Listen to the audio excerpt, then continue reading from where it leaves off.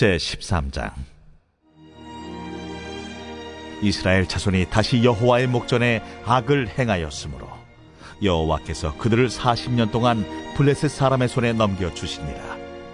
소라 땅에 단지파의 가족 중에 마누아라 이름하는 자가 있더라. 그의 아내가 임신하지 못함으로 출산하지 못하더니 여호와의 사자가 그 여인에게 나타나서 그에게 이르시되, 보라, 내가 본래 임신하지 못함으로 출산하지 못하였으나 이제 임신하여 아들을 낳으리니 그러므로 너는 삼가 포도주와 독주를 마시지 말며 어떤 부정한 것도 먹지 말지니라. 보라, 네가 임신하여 아들을 낳으리니 그의 머리 위에 삭도를 대지 말라.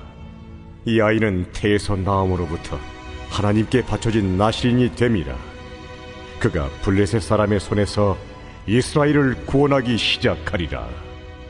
이에 그 여인이 가서 그의 남편에게 말하여 이르되, 하나님의 사람이 내게 오셨는데 그의 모습이 하나님의 사자의 용모 같아서 심히 두려움으로 어디서부터 왔는지를 내가 묻지 못하였고 그도 자기 이름을 내게 이르지 아니하였으며 그가 내게 이르기를, 보라, 내가 임신하여 아들을 낳으리니 이제 포도주와 독주를 마시지 말며 어떤 부정한 것도 먹지 말라. 이 아이는 태에서부터 그가 죽는 날까지 하나님께 바쳐진 나실인이 됨이라 하더이다. 마누아가 여호와께 기도하여 이르되, 주여, 구하옵나니 주께서 보내셨던 하나님의 사람을 우리에게 다시 오게 하사 우리가 그 나을 나이에게 어떻게 행할지를 우리에게 가르치게 하소서.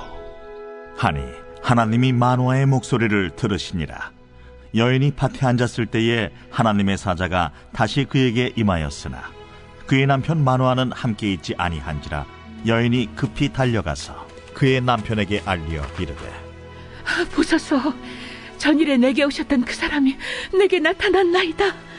하매 마누아가 일어나 아내를 따라가서 그 사람에게 이르러 그에게 묻되, 당신이 이 여인에게 말씀하신 그 사람이니까?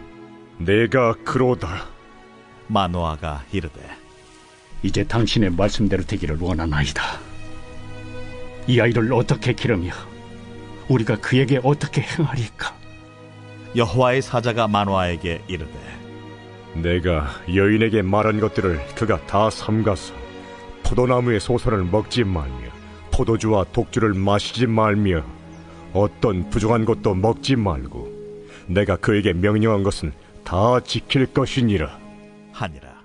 9월 2일 목요일, 나실인 삼손. 사사기 13장 1절에서 14절입니다. 거룩한 가정에서 거룩한 아기가 나옵니다. 거룩한 사람이 타락한 민족을 구합니다. 오늘 마지막 사사 삼손의 이야기가 시작되는 무대 배경은 사사기 시대 가운데 영적으로 최저점을 찍고 있습니다. 왜냐하면 이스라엘이 하나님께 부르짖었다는 말씀이 없고 압제당한 시간들 가운데 역대급인 40년이나 핍박을 받았기 때문입니다. 그럼에도 불구하고 하나님은 이스라엘을 구원하십니다. 생명의 삶은 이렇게 해석합니다. 가장 깊고 어두운 절망 속에서도 하나님은 위대한 역전을 준비하신다. 그렇다면 왜 하나님은 이스라엘의 12지파 중에서 단지파 마노아의 집에 찾아오셔서 그의 아들을 사사로 준비하셨을까요? 그 이유는 세 가지 조건이 충족되기 때문입니다. 하나는 아이를 은혜로 받을 수 있는 집이어야 합니다. 당시 마노아의 아내가 출산하지 못하는 상황이라 하나님은 천사를 통해 그의 아내에게 아이를 주십니다. 다행히 마노아의 아내는 그 사실을 믿고 남편에게 말함으로써 자신에게 은혜가 찾아왔음을 고백합니다. 둘째는 아이를 구별시킬 수 있는 집이어야 합니다. 하나님의 천사를 만난 아내의 이야기를 듣고도 마노아는 무시하거나 회피하지 않고 면박이나 의심도 없이 다시 기도를 하는 모습을 보십시오.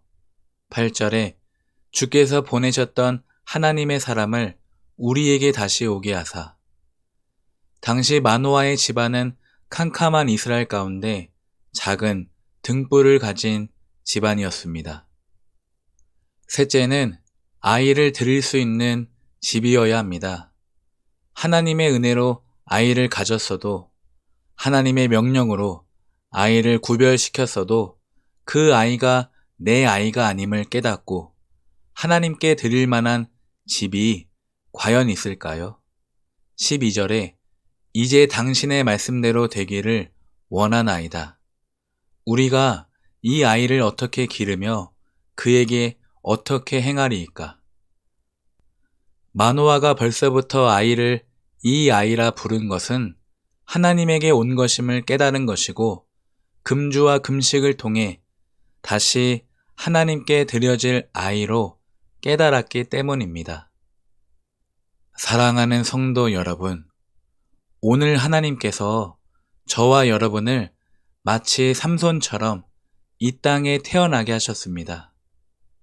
은혜 받을 만한 집에서 태어나지 않았지만 우리는 이미 내가 은혜 받았음을 알고 있습니다. 구별시킬 만한 집에서 태어나지 않았지만 우리는 이미 내가 구별되었음을 깨달았습니다.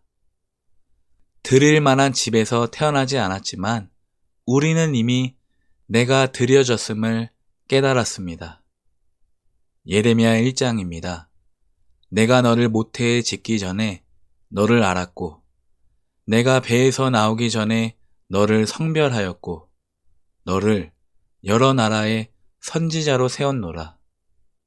그러므로 저와 여러분은 죽는 날까지 하나님께 바쳐진 그리스도인입니다.